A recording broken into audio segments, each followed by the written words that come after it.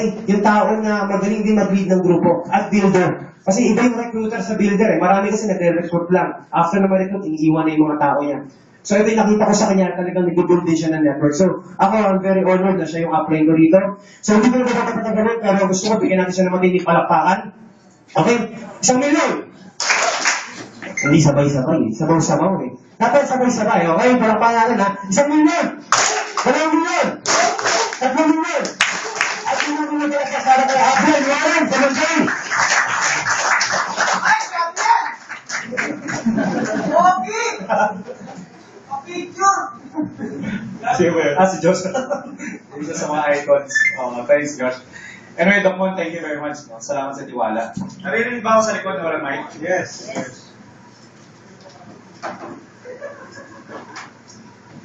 Umpisahan ko siguro yung kwento ko. Saan yung gusto kong simula?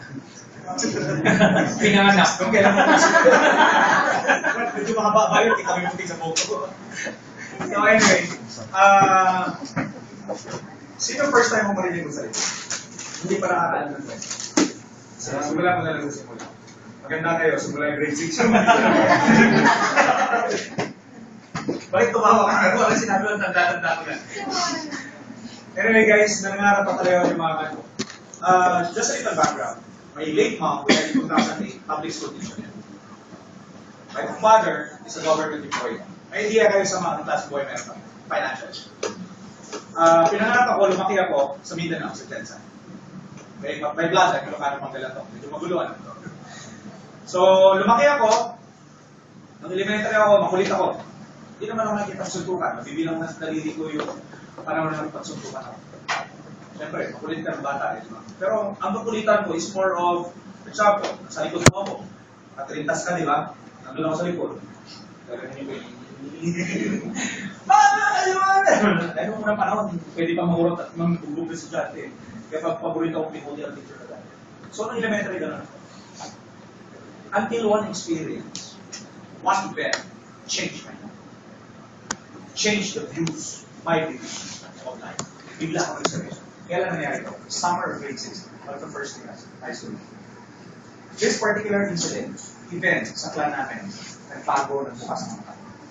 Sa totoong mundo. Alam niyo nung bata kayo, may mga estudyante rito. Estudyante ka ba? Sheltered ka ng parents mo eh. Hindi mo nare-realize kung ano ang totoong mundo. Nasa totoong mundo pala, mahirap pala kumita ng pera.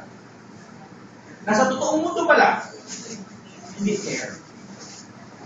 Sa bahay nyo, fair. Kasi andyan si tatay, andyan si nanay.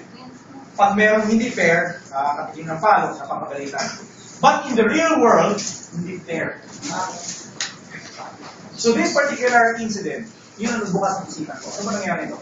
Biglang nagkaroon ng reunion ng clan. Hindi ko na malala ka kung kasal yun or namatay at isang matanda sa laro. Diba? Laro. So tinawag ng tita ko ng pera, nung kaya sa gabi, yung anak. Hindi lumapit sa bata. Yung sabi. So lapit sa tita ko, ito yung talagang nag-crush ng puso. So nakita ko, pag-lobot siya. Dito ka. Tumulang ka dito mag-serve kung silbi. Kasi wala tayong contribution. Grade 6 na ako. 12 anyos. 11 anyos. Tumakbo bigla ang isipan ko. Sabi ko, pagdating ka lang ng panahon, pag wala kang pera, ganun nangyayari sa mga sino mga magulang. Kaya nyo bang tingnan? Imagine nyo, yung anak ng utusan, kasi wala kang pera. Kaya nyo tingnan. Anong bukas ng isipan? Pag uwi ko sa bahay, tinanong ko mama ko, paano ba yung mama? Eh, teacher yung nanay ko. Ano yung tuturo? Subject. Nalala ka ng puti. Gusto ko yung mama. Nalala ka ng puti. Para pagka-graduate mo, makahanap ka na magandang trabaho sa isang malaking kumpanya. Pag umakyat ka sa corporate ladder, iyayaman ka. Ano yung dyan yan? Pareho tayo ng kwento? Kung sutil ako ng elementary, bigla ako nagseryoso noong high school. First year high school, down to college, I was an academic scholar. Sabi ng nanay ko, dagdagan mo, be active sa extracurricular activities. Para sigurado, makahanap ka ng magandang trabaho. Wow! Every single organization sa school, hinawakan ko yung presidente. Yung KB president ako sa buong dyan sa SK na yun. During my time, KB, fully KB president. Lahat. JC's president, name it. Naging corps commander ako ng CAP. High school ako. 6 battalion sinisigawan. Kaya pangarap ko dati maging sundalo. Kasi ang impression ko ngayon, general mayaman. Only to realize, sa yaman ka pala kung talagang magagancho ka lang, di ba? O hindi talaga doon ako nilid ni Lord. Kasi nung nag-apply ako after na high school, hindi ako tinanggap kasi underage. Dapat by April 1, 17 ka na, September pa ako. Kaya punta ako sa second year. Nag-aaral ako. Maganda takbo ng pag-aaral. Presidente ng student council. Dumating na ngayon senior year ko. January, April, first week mag-graduate. First week, January pa lang, problema na yung mga classmates ko, mga batchmates ko, saan sila magtatrabaho. Ako naman problema ko, anong kumpanya tatanggapin ko. Kaliwat kanan ang offer. Banking institutions, multinational companies, pharmaceutical companies, left and right. Bakit? Alam niyo ba mga schools, ugali ng mga yan, basta yung towards graduation, pumunta yan sa registrar's office ng bawat school, hinihingi ang top graduates. Eh parating yung pangalan ko nauna. So I started receiving offers from different companies. Pinili ko ba ako? Particularly UCPD. Bakit? Sabi ko sa baka paano pera. Hindi ko alam, sino gusto niyo mama dito? Tingnan mo, mataas na lang naman, hindi mo magawa, mag-yaman ka. Kaya ko, mabigyan ka na ng chance. Sumami yan lang, hindi sa lahat. Sino gusto niyo mama? Kailangan pa takot eh. Gusto ko yung mama? Ito yan. Yung iba, magtaas na kami, nagagano'n. Hindi, alam ng angel, kung nagtaas na kami. Ulit! Sino gusto niyo mama? Sorry. Tawag pa! Diba? Tingnan nyo, nawala ko rin ako. Ayun yan, so magtaas na kami. Sana ko po natapos. Pasok ko, straight from college. 2 weeks na naman pag pinagpahinga. So nga lang, after graduation, magtrabaho agad. Kami yung 2 weeks, pahinga muna ako. Supervisory level agad. Hindi ako tumanang graphic. Sabi na networking para sa mga walang mapuntahan. In Manila, I was fired 3 times. Empleyado sa 10 taon. I started to use CBD, pinahired ako ng isang multinational pharmaceutical company, pinahired ako ng China Bank, dito sa head office, pinahired ako ng PNB, head office. Uling position ko, investment manager. Okay, kung gumraduate ako, kurso ko, accountancy. Sino mga accounting students dito, to graduate? Ang dali ba accounting? Sino nagkaroon ng accounting subject sa college?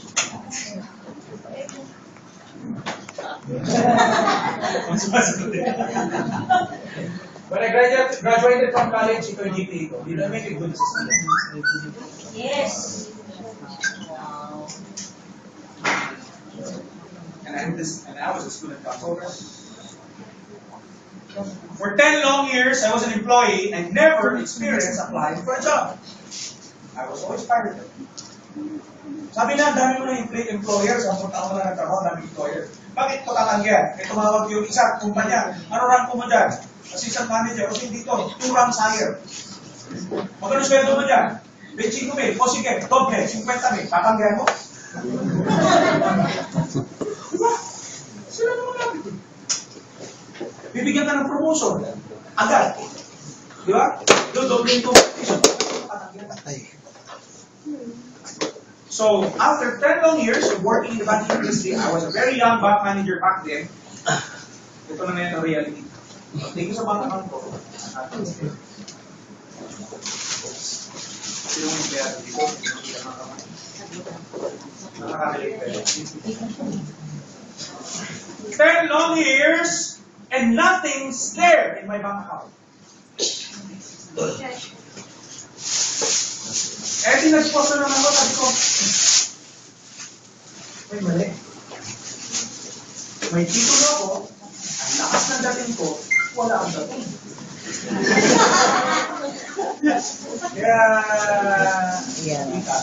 Yung mga manager. Ay ko, sasabihin ko sa inyo ha, VANTAGE Distributors. Huwag kayong natatakot mag-imitan ng mga manager ng bangko. Pag may guest kayo, manager, huwag kayo matakot, maniwala kayo sa akin. Malaki pa kinikita ng mga estudyante dito dyan sa mga manager. Malalakas na ang mga dating yan. Walang datong yan. Kaya sabi ko ang manager, jam lang, walang money. Jer, huwag yung dublin, masama yun. Sayang din. Duble ko ba masama ako yan.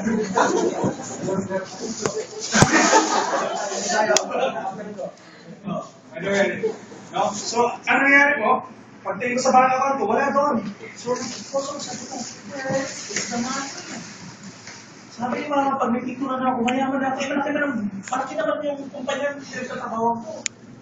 At hindi ako ordinary manager, by the way. I was an investment manager. Kami yung mga elite. Totoo, kami yung mga elite na managers. Bakit ang trabaho namin? Yung mga pera yung sa bangko, iniipon niya sa main office, kami nagpapalaki na. Yung pera yung dineposito sa bangko, kumikita yan 50%, 60% per annum. Ang bayad sa'yo yung interest 0.5. Realidad po yan. Hindi nyo alam? Bakit yung mga bangko lumalaki na lumalaki? Diba? Pag marunong kayo magbasa ng financial statement, mas malaki ang utang liabilities ng bangko kaysa asset.